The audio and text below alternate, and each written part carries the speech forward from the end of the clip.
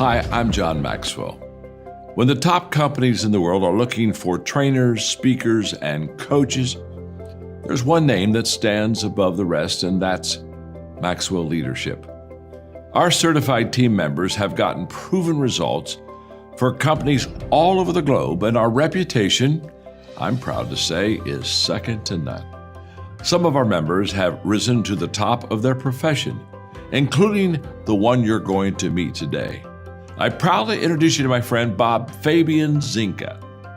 Welcome to the Leadership and Success Podcast with your host, Coach BZ. If you need to develop into a better leader, this podcast is for you. If you want to achieve a greater level of success, this podcast is for you.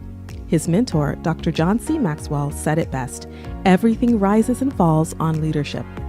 We hope to inspire you today and provide you with an insight that has the potential to positively impact the trajectory of your life. Welcome to the Leadership and Success Podcast.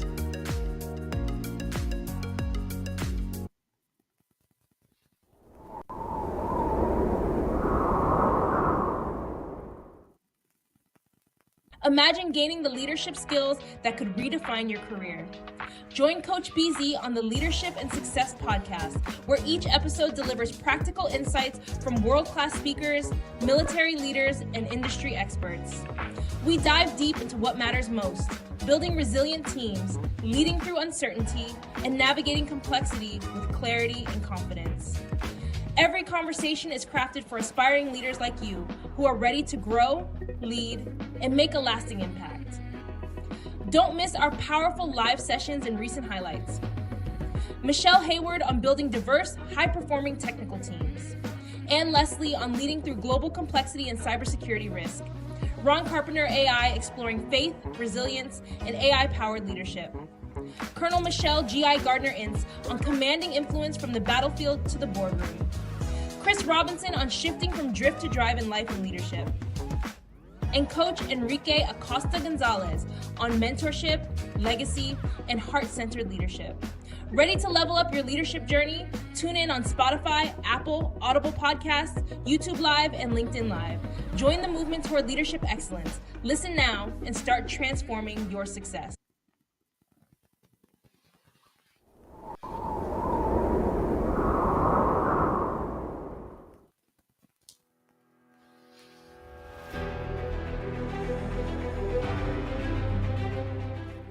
Leadership isn't just about climbing the ladder. It's about transforming yourself and those around you. That's exactly what my next guest, Ron Higgs, is all about.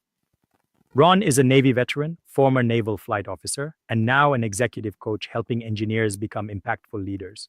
From the cockpit to the boardroom, his journey is packed with lessons on emotional intelligence, strategic thinking, and leading with purpose. Join me live for Season 4, Episode 40 of the Leadership and Success Podcast, Tuesday, July 29th, 11 a.m. Pacific, right here on LinkedIn. Drop your questions in the comments and be part of the conversation. Leadership and Success Podcast with Coach BZ, where military precision meets executive excellence. Have a plan, execute that plan, but be ready when things don't go according to plan, right? And so the more of those things you understand, if you understand the mission, you understand your priorities, right? You understand your plan, when things sort of go off the rails, and if you understand that mission and you have those priorities, I think you can work your way through it.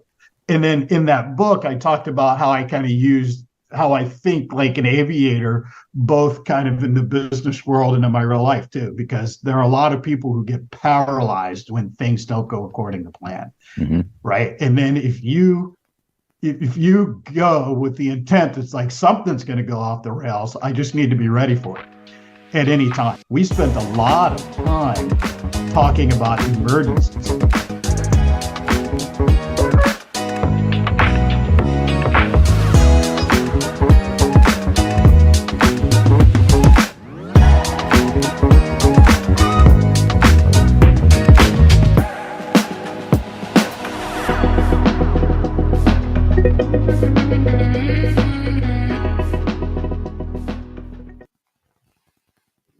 All right, everyone, it is such a delight to be here today. I have a very, very special guest for you.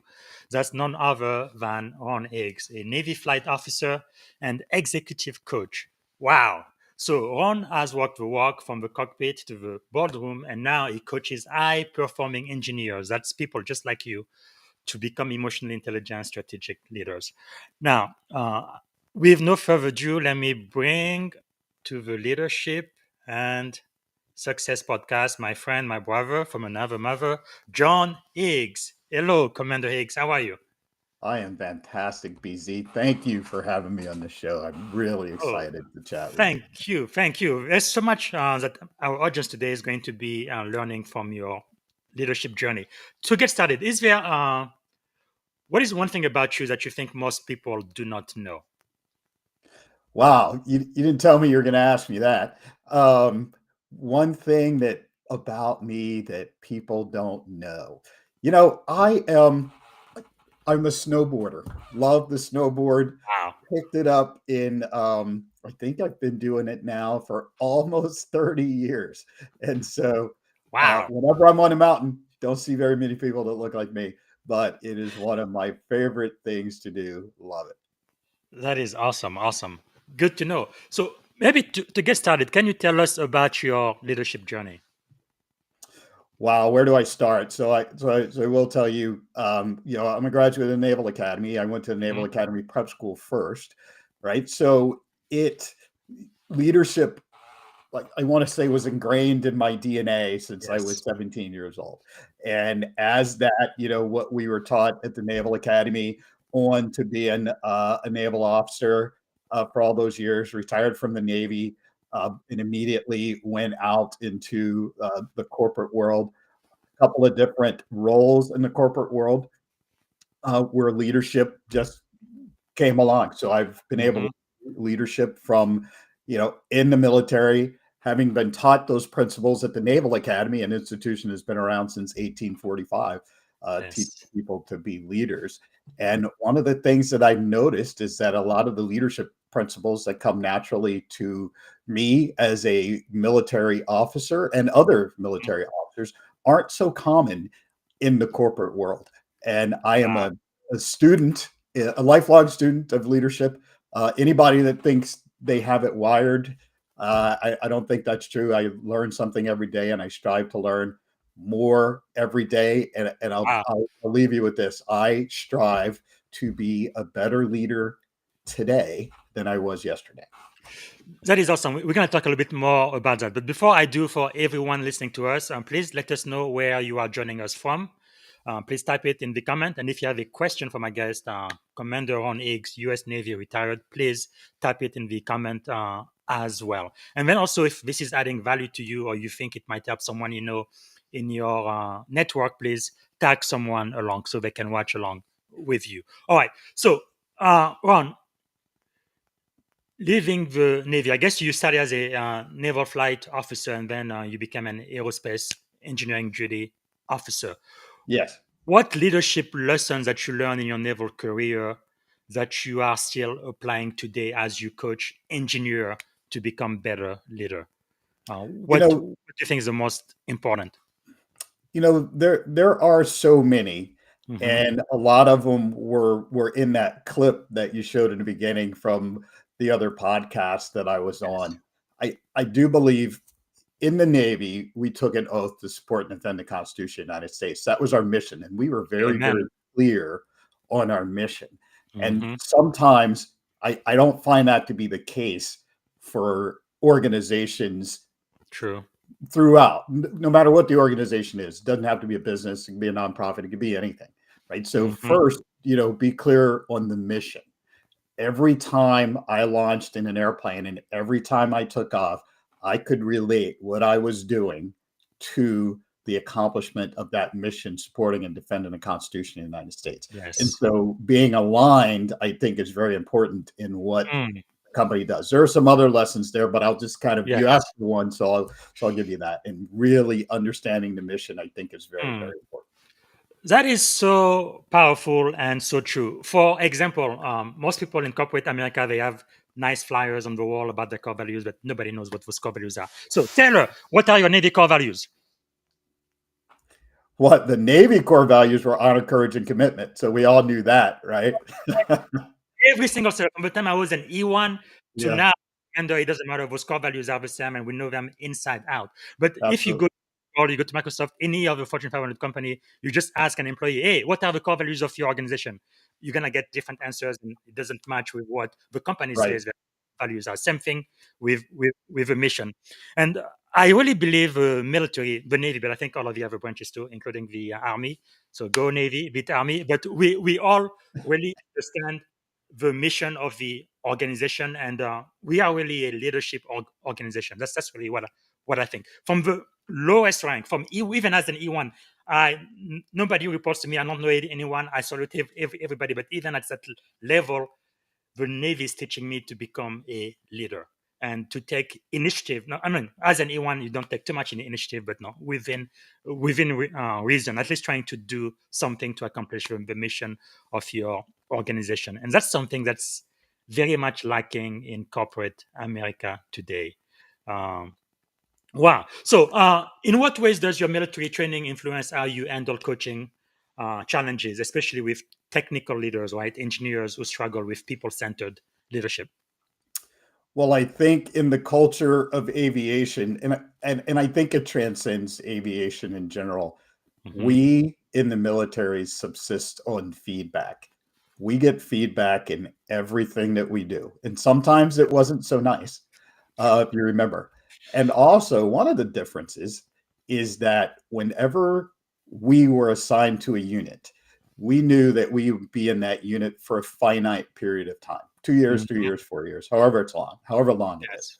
And then when you walk into a unit, no matter what, you are being trained to replace someone, right? Yes. And after a little bit of time, you are now training someone to replace you.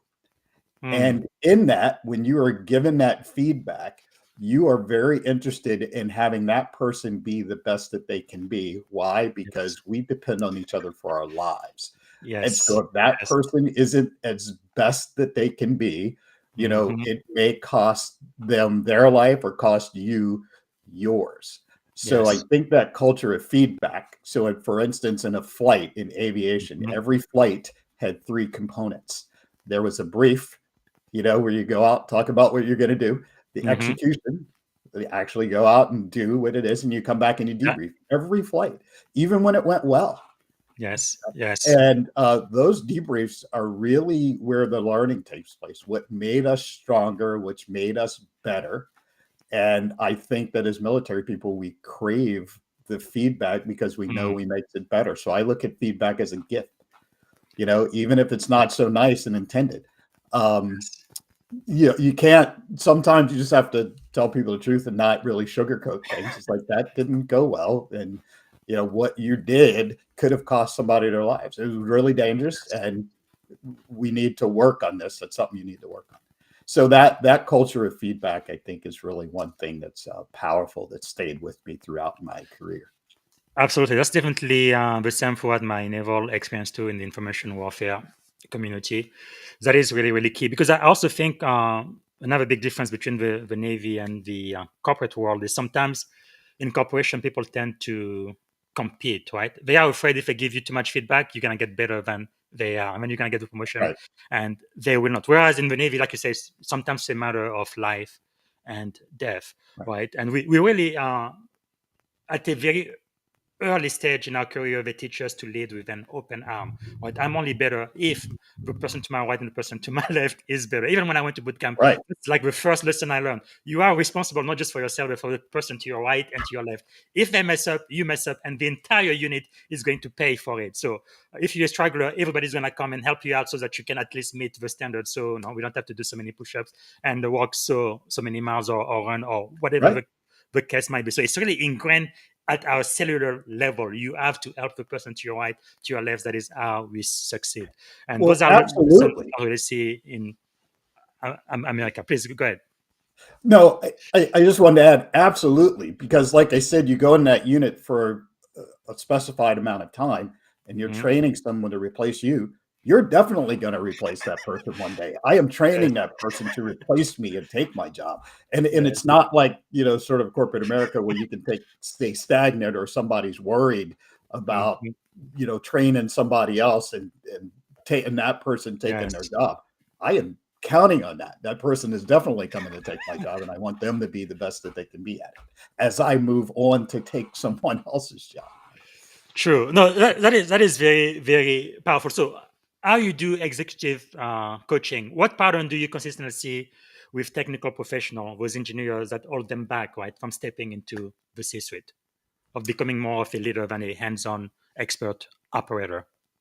I think with engineers, importantly, uncertainty is a big thing. And I think it goes with everyone. There's this big fear of uncertainty.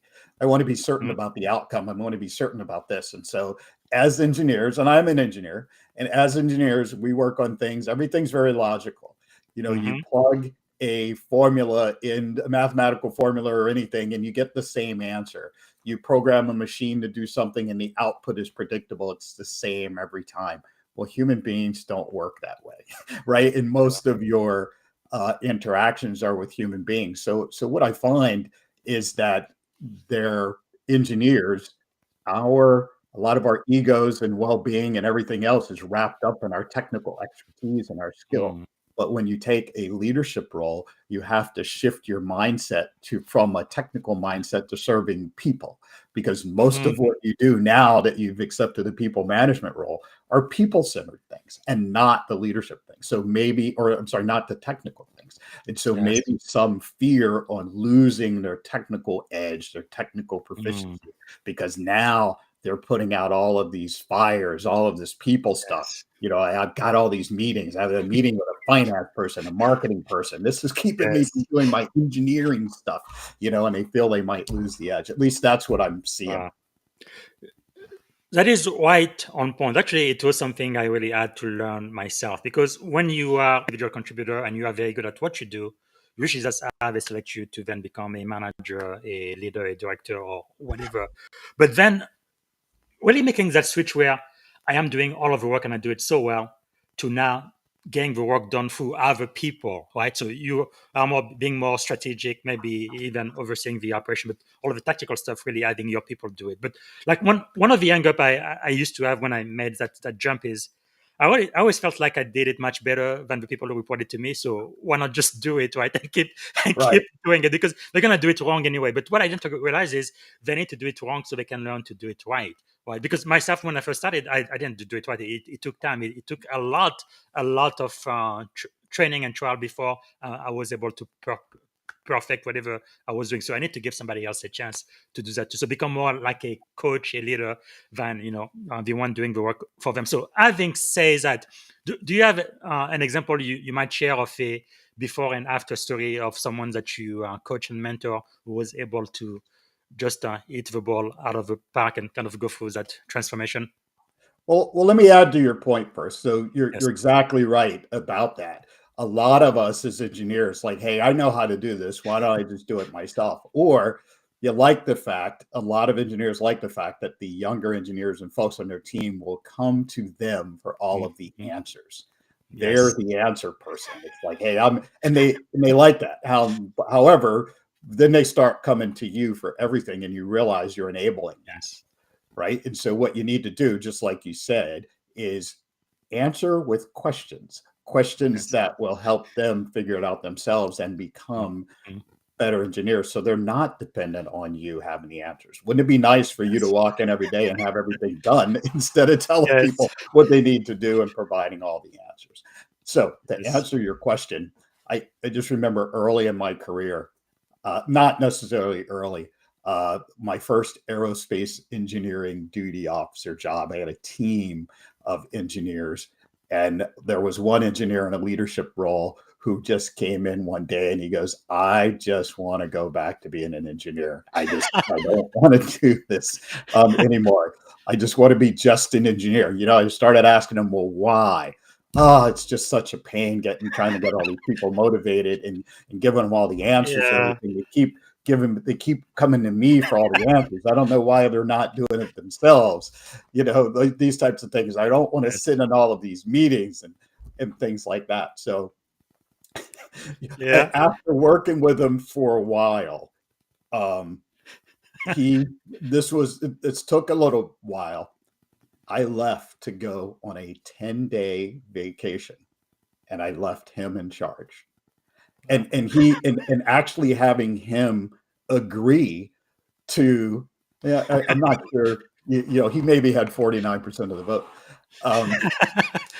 After having him agree to lead the team for 10 days while I was gone, that was a huge, huge step forward.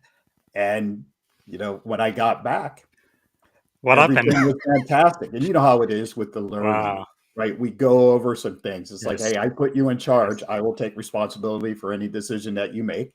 We go back and forth and go, well, this That's isn't the powerful. decision that I would have made in this situation, but I put you in charge, so I'll back you up. But here's the thing. As a leader, sometimes you screen people from things, and they're not aware of a lot of the variables that you're taking into account to make the decision, because you're screening them from it, because it's things they don't need to know.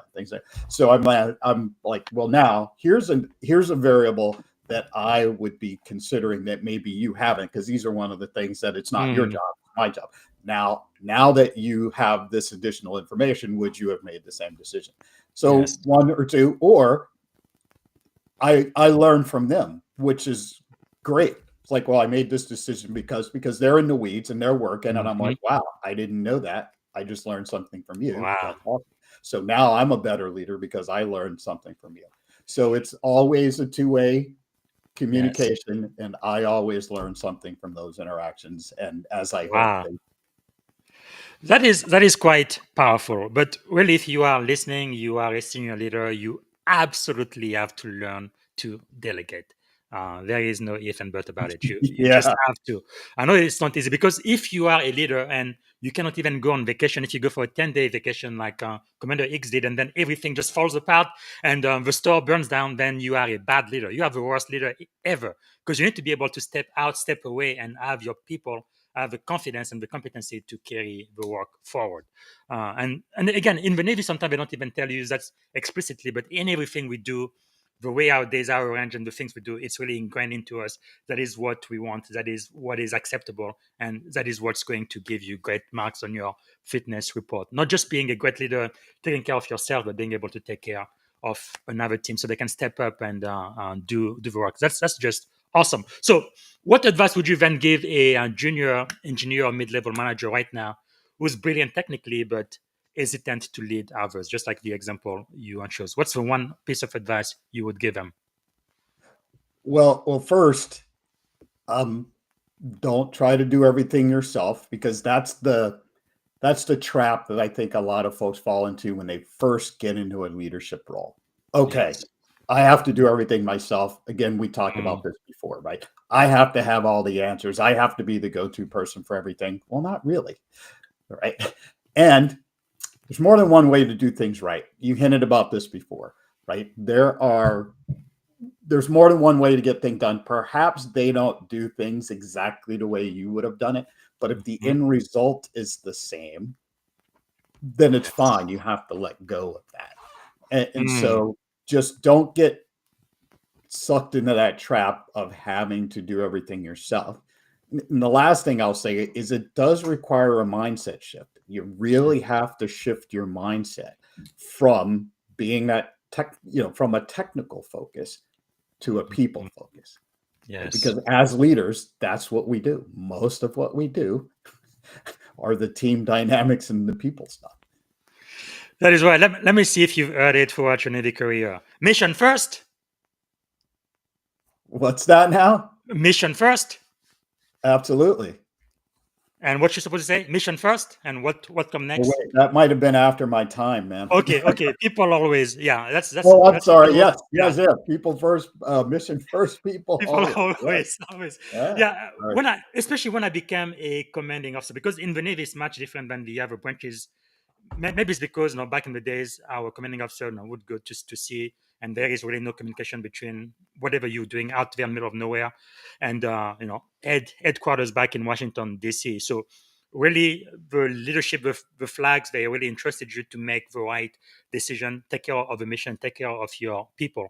It's not like you could go every 5 minutes. Oh, sir, did you mean this? And what do you think? No, this is what you need to do. These are the priority. Just go and execute, right? I think we have a name for that. Help me out. Command by negation. I think that is the right word.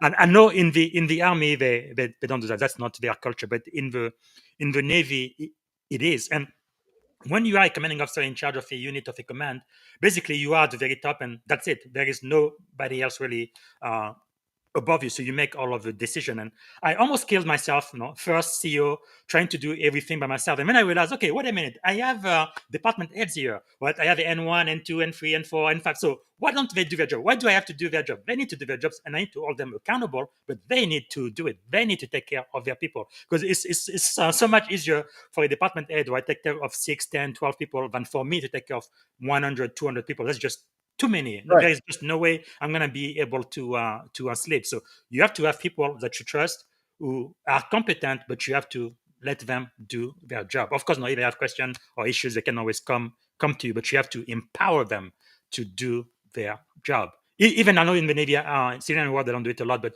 I would give them permission to stand for me as a CEO in the area of their expertise, right? The area where I've designated them to lead. They could sign as the CEO. They had by designation signature. Almost every orders you get in the Navy, the admiral doesn't sign it. It's always someone that he designate under him. But again, lots of differences between the Navy and corporate world. But a lot of the lessons we learn really in the Navy, I think, would help corporate America so well. I don't know. Anything you wanted to add about that? No, I think you're 100% right with that, and you're just empowering people, and you'll be surprised that sort of once you let them go, what they do. I used to measure my success on how well my job got done when I wasn't around.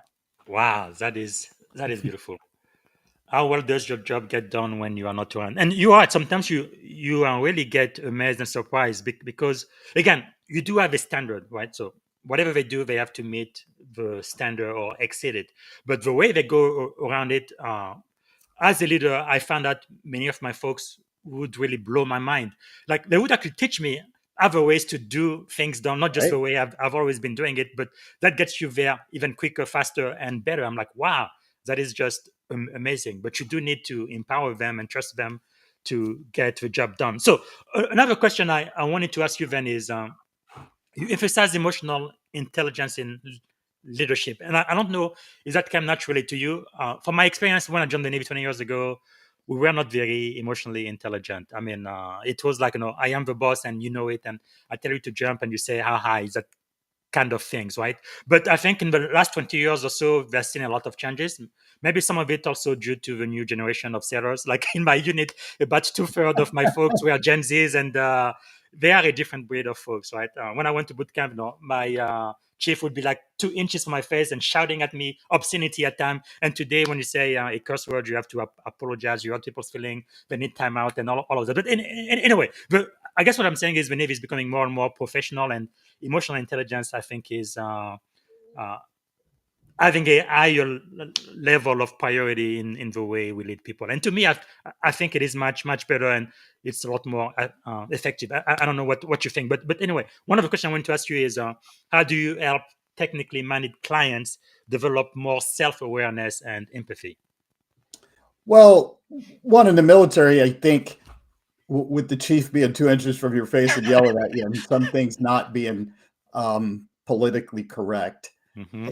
I guess if you're being shot at in the military and you can't handle anybody yelling at you, then when you get shot at or when things are really stressful, then that's going to be a problem. So some of those things I think are okay, because ultimately you're going to get put under a lot of stress in wherever you are in the military. Your life is going to be on the line. The airplane's on fire, and I have to put out the fire and land it. Ships, submarines, people on the ground have emergency. And then you're talking about combat, if you're actually in a combat situation. So I think some of those things prepare you for the stress of that. Now on to emotional intelligence. I think I started to understand more about that as I ran into people who weren't good leaders. And I realized how they made me feel. Like people were unfair. Yeah, I was treated unfairly. I wasn't treated fairly. There's favoritism. There were other things I wasn't. There were some things I wasn't included in for whatever reason that we could probably do a whole show about that. So those things for me, I was like, I'm going to start to be more in tune about how I make people feel. And I don't want to make anybody feel like that person just made me feel. So unfortunately, you and I probably in the Navy have learned more from bad leaders and bad examples than we have from the good ones. And the good ones really stand out, unfortunately, because they were so few and far between. But I think I want to say 51% of what I learned about leadership were from people who were bad examples. And I do remember this, even if you're in a situation where you just don't have a good leader or a good boss or whatever the case may be, remember it. Learn those lessons so that you won't repeat them, because those people were at least good enough to serve as bad examples for you forever. So I just remember thinking to myself at some points, well, what would one of my first commanding officers, what would this guy have done? Well, I would have said, I will do the opposite. Yes. Therefore, I'll be successful, right? Wow. No. So that's really what got me in tune to emotional intelligence. So now I learned something from a CEO that I had when I was working for a startup, and he said, "Attitude has momentum." Say that again. Attitude has momentum. Wow. And if you remember that, and you also remember that a lot of us in social situations, whether we're sitting down to dinner with our family during the holidays or we're out with friends during happy hour, a lot of the subject comes around work. How many stories have you heard about people telling horror stories about in the workplace about their boss, about their knucklehead boss that does or did something like that? Well, guess what? When you take on a leadership role, you are that boss, and those people are talking about you. So are they going to say good things or bad things? That's up to you. Right?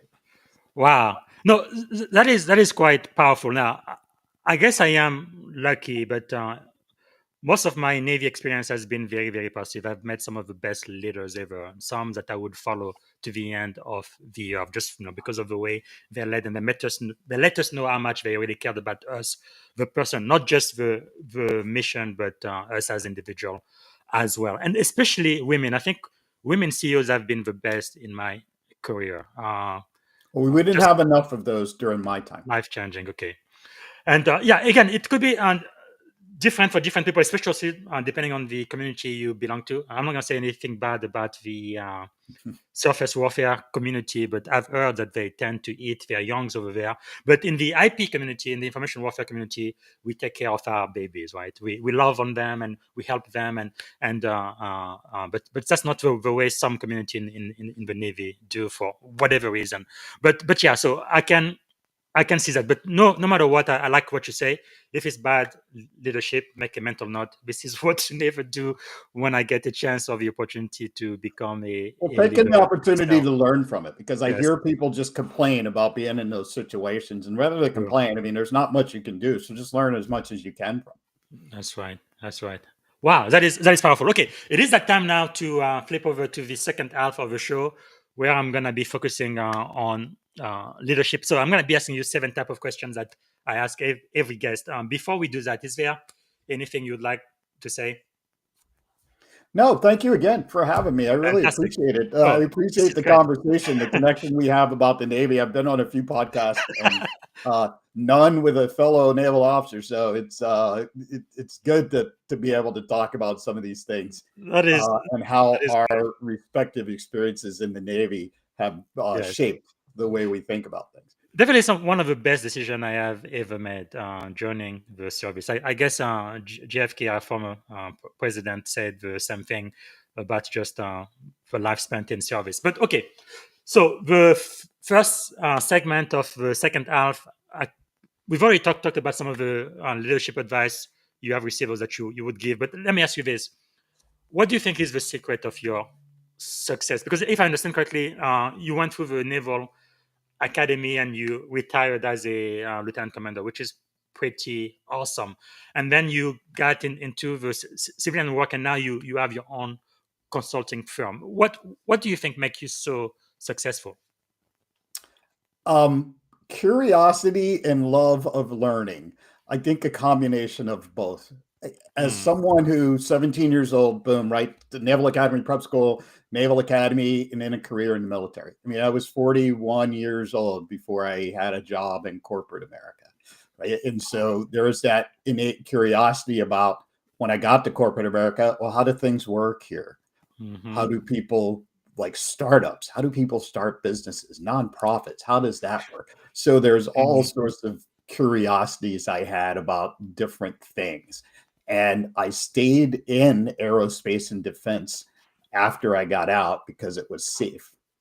And then I got to the point, it's like if I stay here much longer, I'll be too old to really go anyplace else and do anything else. So I'm going to just leave. And I left abruptly without a good plan. So I almost, built my parachute, jumped out of the plane and built my parachute on the way down. Mhm. And my curiosity about startups landed me in a couple of startups.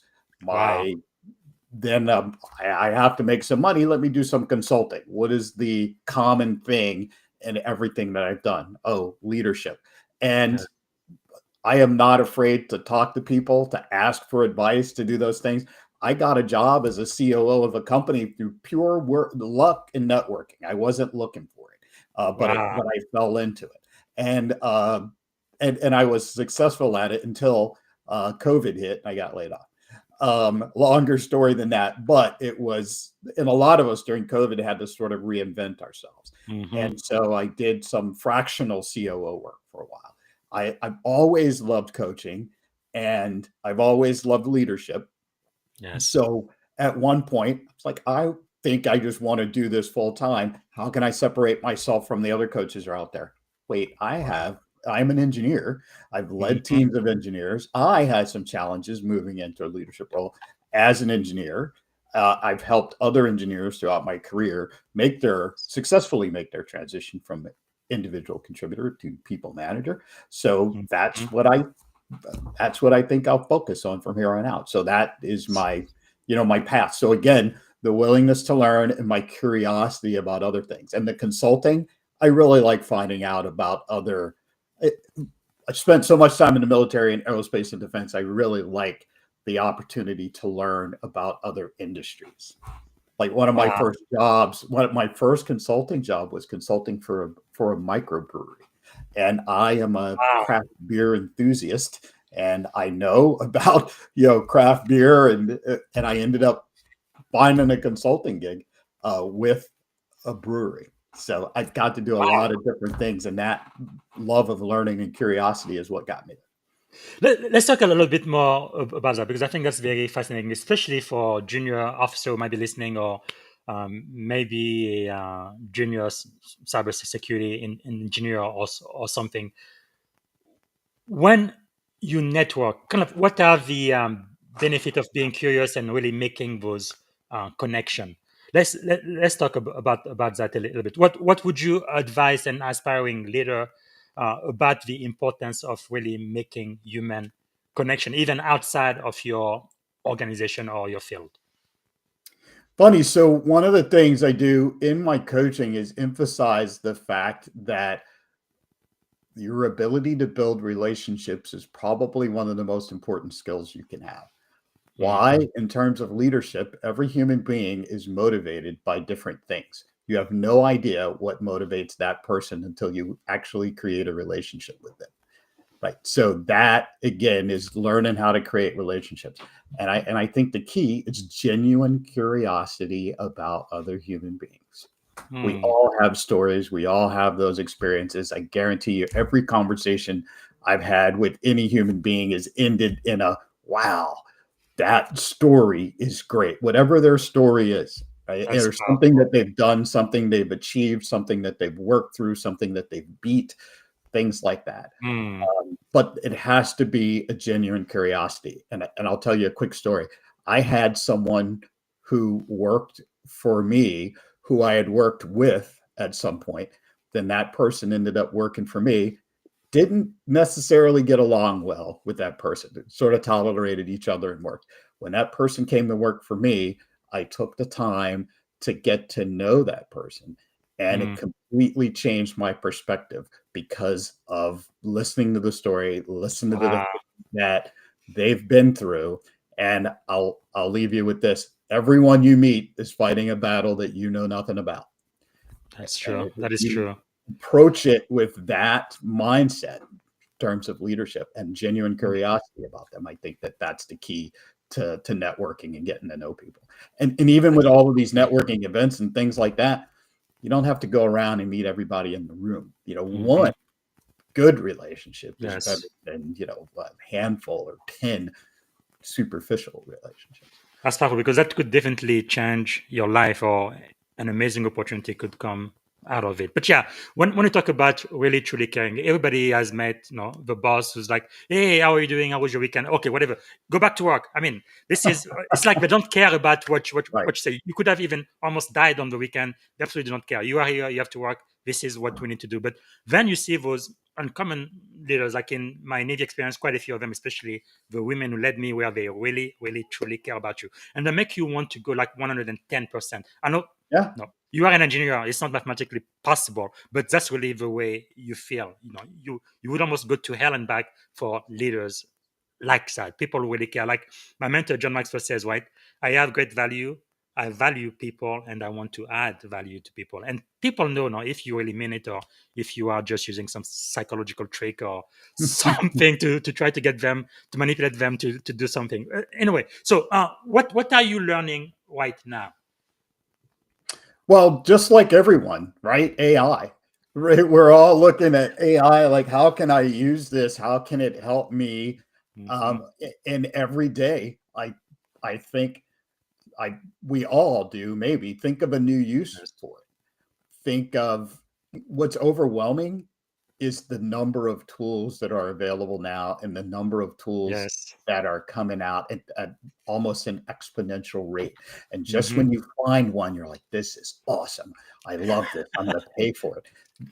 Like a week later, something else comes out that's better. True. And it's like, True. man, I just paid for this other thing. And now this is so now there is so much to learn there. And that's where I focus in some of my efforts on learning more Yes. about that, the tools that are available and the tools that can help me do Hmm. my job better. That is that is wonderful. Always, I think that curiosity and love of learning, it will take you a long way.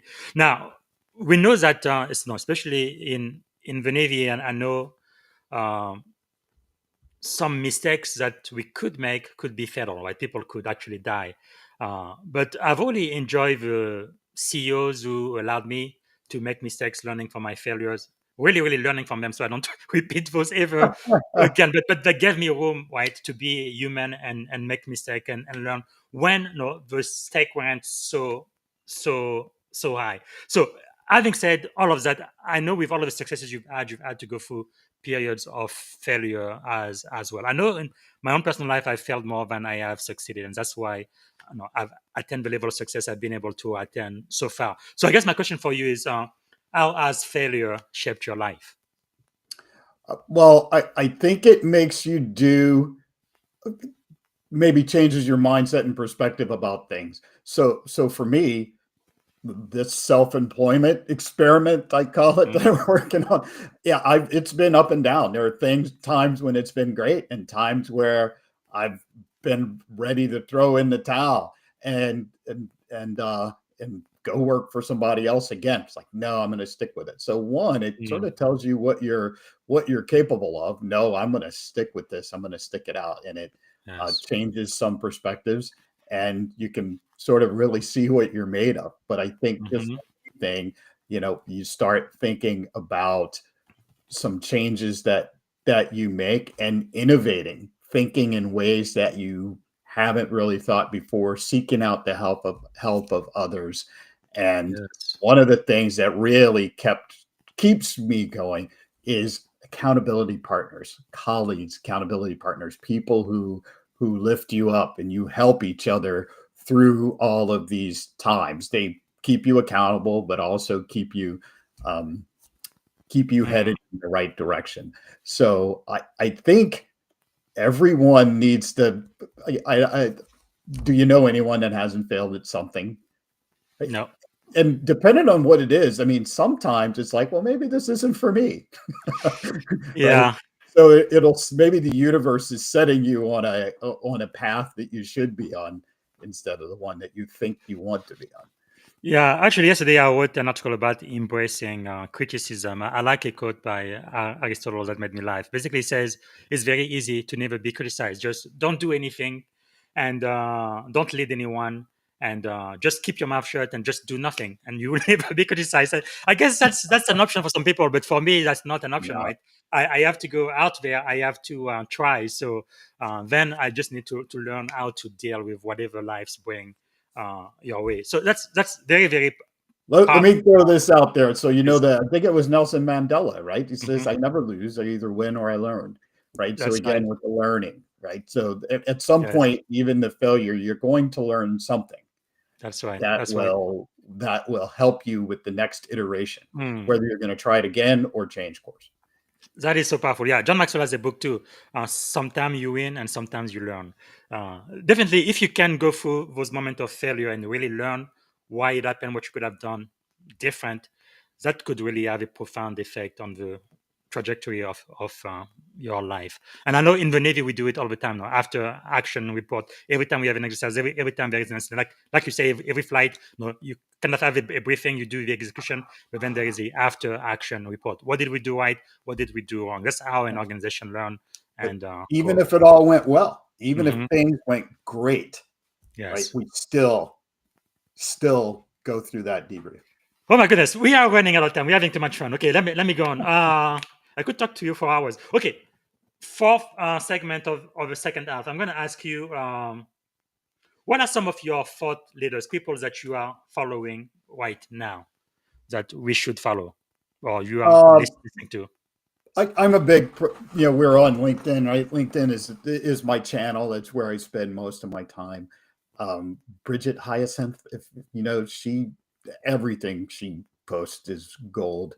I Alex think Hormozy, she's on the island, I believe, right? I believe so. Yes, I mean, Yes, I and she think always talks about right. leadership. She's Yeah, millions of followers.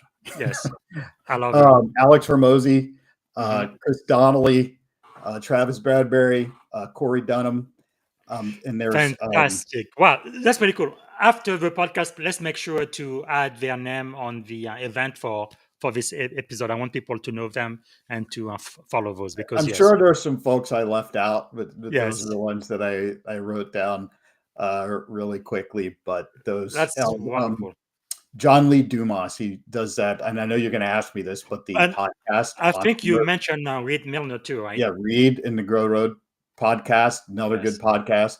Entrepreneurs on Fire, John Lee Dumas, that is probably Yeah, my favorite podcast. Entrepreneurs on Fire. I believe it's this one here. Yep. Okay, fantastic. All right. So, if you could choose three people to have dinner with, who would you choose and why? They could be alive, dead, or even mythical figures. Now, see, this question always, every time I get asked this question, you're not going to like my answer, right? Or maybe Yeah. not, right? Honestly, if I had that kind of power, I would not Mhm. waste my time with anybody that's considered famous, right? You Okay. know what I mean? I would go with my dad and my two grandfathers, right? Oh, powerful. And have all of us be the same age, like 30 years old. Mm, Or something like that, right? Because that's what I care about, and those are the people that I want to talk to, right? that's Because powerful. you've never been able to talk to your elders as equals, right? I would Wow. love to my 30-year-old self to talk to my grandfather's 30-year-old self and my father's Mm, 30-year-old self, right? So those wow. things I have never considered. When people ask me that, I'm like, there's just I haven't That's considered. powerful. I don't want to talk to Napoleon. I don't want to talk to Yes. Ben Franklin. I want to talk to my grandfather. I want to talk to my father, or my Wow. great grandfather, maybe, right? Or someone else, right? And Yes. maybe someone in my ancestry that was a slave, and to let Mm. them see where I am now, Wow. and what their future looks like.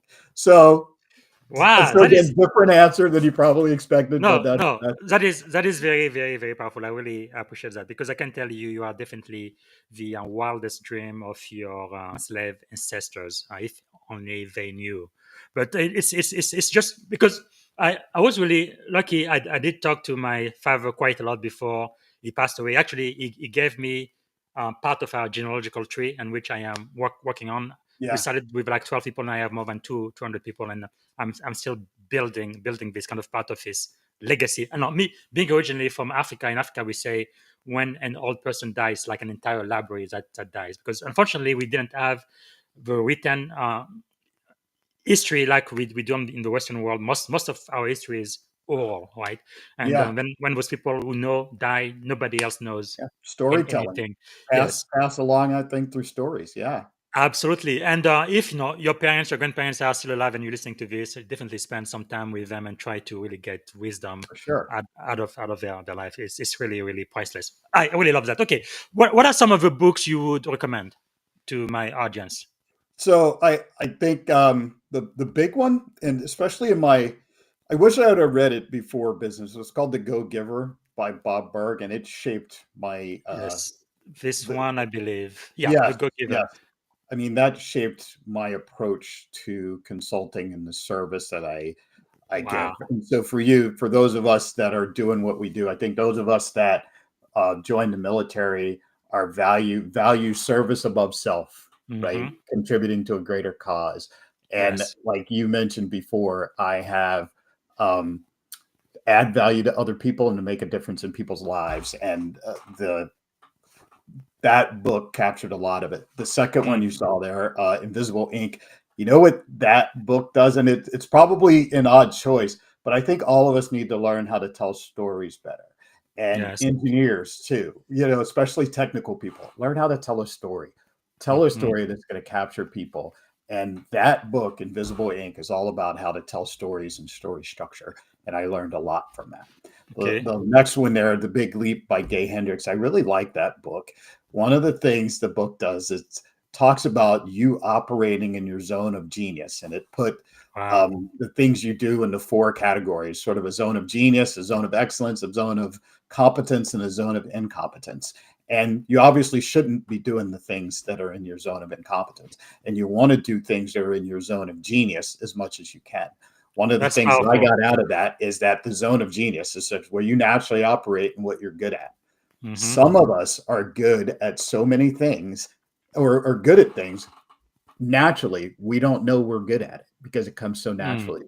So the best thing to do is ask other people what you're good at, Yes. those around you and your colleagues, and they will help you get to your zone of genius. And Can you finally, tell me The about Winner's this one? Mindset there. That's the book that I was, we had 33 authors in that book. Wow. My chapter is chapter 12, and it's called A Amazing. Mindset Shaped by Naval Aviation. And I also post on LinkedIn every Tuesday. So the one came out today called Leadership Lessons from Aviation. And that Wow. I one day you may see an entire book by That's me on wonderful. leadership lessons from aviation.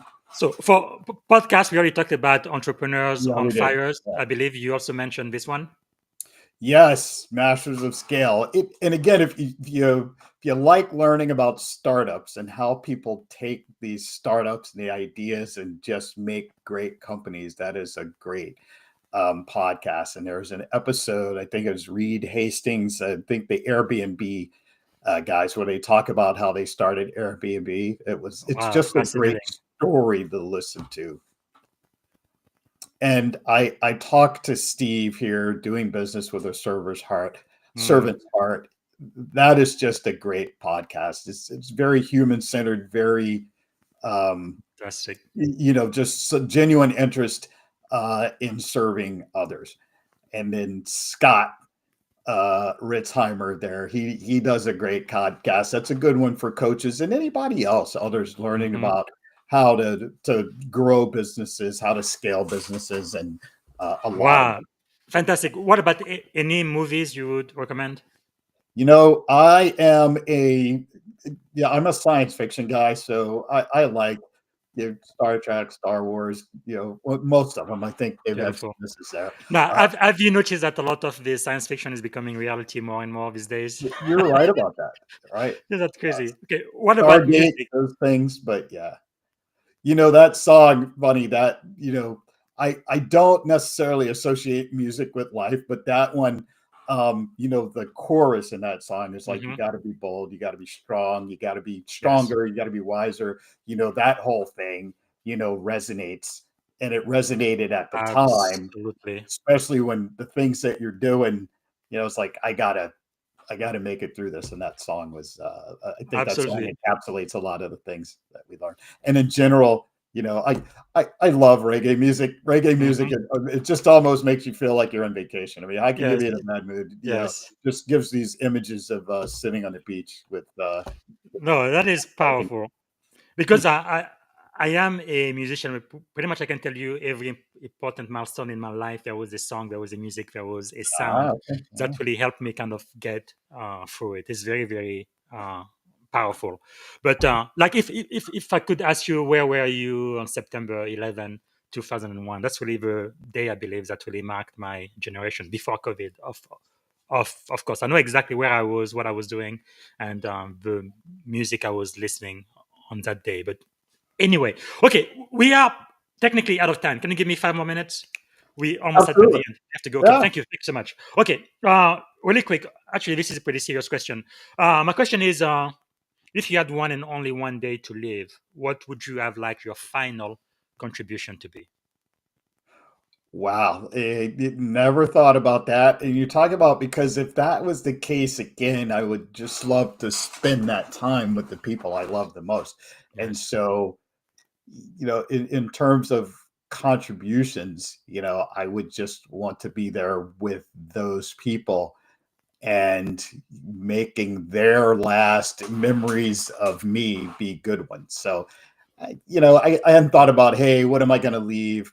I just want to, leave a place better than I found it. Right. Mm, And so that's, in beautiful. general, that's what we try to do. And you probably did it too as a naval officer. You go you Yes. get assigned some job, and it's like, I want to leave this, whatever this is, this organization better Mhm. than it was when I started. Powerful. Okay, we've come all the way to the end. The final question, the seventh one I ask everyone who's a guest on the podcast is, how can we add value back to you? How can we make a difference? You've been so generous with your time. We really do appreciate sharing your Yeah. knowledge and experience. How can we help you out? Well, I'm a self-employed executive coach, and I earn my living with clients. So I could always use more clients, more work. My website is wolfmanagementsolutions.com. I'm spend a lot of time on LinkedIn. Again, I'm focused on transforming data and process driven engineers into effective Mhm. executive leaders. If you know of any engineers who are in leadership roles that may need a little help or executive coaching, I'd love to do that. I also coach executive teams, the team as a whole, especially when the team as a whole is maybe in conflict, a couple of people in conflict that is Yes. impacting the business. Then I can help coach the team as a whole and help them manage that conflict and move the business forward. Um, Wow. Again, LinkedIn, more LinkedIn followers, please Yes. connect with me. Comment on some of my posts. I love adding value to other people, and I'd love to ensure that the content that I am bringing and the things that I am posting are valuable and impactful. So tell me what you want. Tell me what you Mm. might want to hear more about. Those types of things. Wonderful. Now, I'm looking. We had a member from Twitch. Of course, on Twitch they don't use their real name, but this use betray to Matt's SXSY1 is the name he uses. Anyway, it's just saying hello from there. And then we have someone, Randy Gustafson from LinkedIn, who says, "Great job, gentlemen, I inspiring." know that guy. Oh, right. So that that is great. So now we are at the very end. One thing I would ask you is, if you could go back and give a piece of advice to your 17-year-old self, standing at the edge of this incredible career you've had, what would you say? Ooh,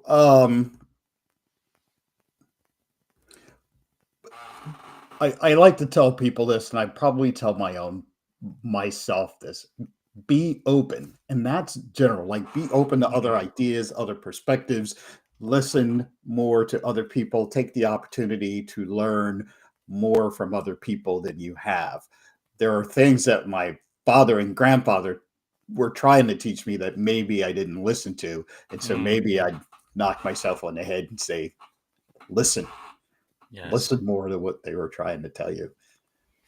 All right. Thank you. And we have 2 minutes left. And this is a very, very end, really quickly. 3 adjectives that describe you as a child.